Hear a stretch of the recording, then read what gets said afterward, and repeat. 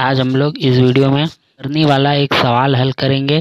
परिमेय संख्या चैप्टर का सवाल है। इसमें ए और बी का मान निकालना रहता है, तो ये एग्जाम में आता है हमेशा।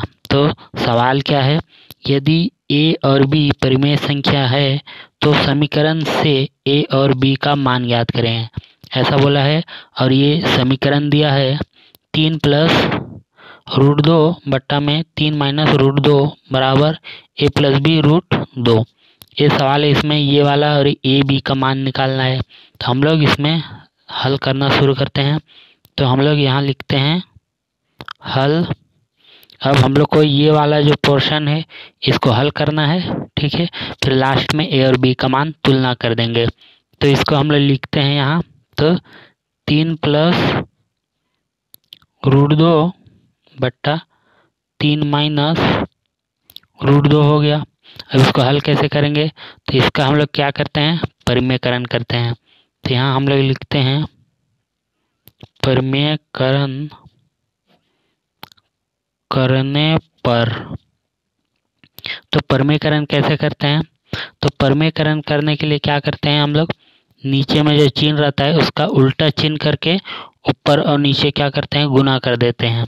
तो यहाँ मैं लिखता हूँ परिमेयकरण में क्या हो जाएगा, 3 प्लस रूट 2 बट्टे 3 माइनस रूट 2 गुणित इसका चिन्ह का उल्टा करूँगा तो 3 प्लस रूट 2 हो गया, 3 प्लस रूट 2 हो गया। ये इसका परिमेयकरण हो गया। चिन्ह का उल्टा करके ऊपर और नीचे गुना किया। अब इसको नेक्स्ट क्या करूँगा, तो इस 3 को इससे गुना करूँगा और करनी 2 को इनसे गुना करूँगा। तो इसको गुना करना है हम लोग को। तो गुना कैसे करेंगे, तो बहुत ही आसान है, सीधे सीधे गुना करेंगे। इस 3 को मैं इस 2 से गुना कर रहा हूँ, दोनों से। तो 3 प्लस करनी 2 हो गया। फिर एक करनी 2 को इससे गुना करूँगा तो ये क्या हो जाएगा, 3 प्लस करनी 2 हो गया। ये गुना कर दिया। अब नीचे का भी वैसा ही करूँगा, 3 को पहले ये दोनों से गुना करूँगा, फिर माइनस करनी 2 को। तो 3 यहाँ पे क्या है, 3 प्लस करनी 2 है। फिर यहाँ देखिए माइनस करनी 2 है। फिर यहाँ 3 प्लस करनी 2 है। ये हो गया। अब इसको हम लोग सीधे सीधे गुना करेंगे। तो देखिए 3 तिया क्या हो जाएगा, 9 हो जाएगा। प्लस 3 और करनी 2 को गुना करूँगा तो 3 करनी 2 हो जाएगा। प्लस करनी 2 और 3 को गुना करूँगा तो 3 करनी 2 हो गया। फिर करनी और करनी वाला गुना होगा तो क्या हो जाएगा, करनी हट जाएगा तो 2 हो जाएगा। ये हो गया। अब नीचे भी वैसे ही गुना करेंगे। तो 3 तिया क्या हो जाएगा, 9 हो गया। 3 और करनी 2 को गुना करूँगा तो क्या हो जाएगा, 3 करनी 2। इतना हो गया। अब इसको गुना करूँगा तो माइनस करनी 2 है और यहाँ 3 है तो क्या हो जाएगा, माइनस 3 करनी 2। फिर यहाँ क्या हो जाएगा, देखिए करनी है तो करनी हट जाएगा और यहाँ माइनस है तो माइनस 2 हो जाएगा।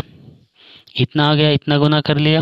अब देखिए यहाँ 9 है और यहाँ 2 है, ये संख्या है तो ये आपस में जुड़ जाएंगे। तो 9 और 2 क्या हो जाएगा, 11।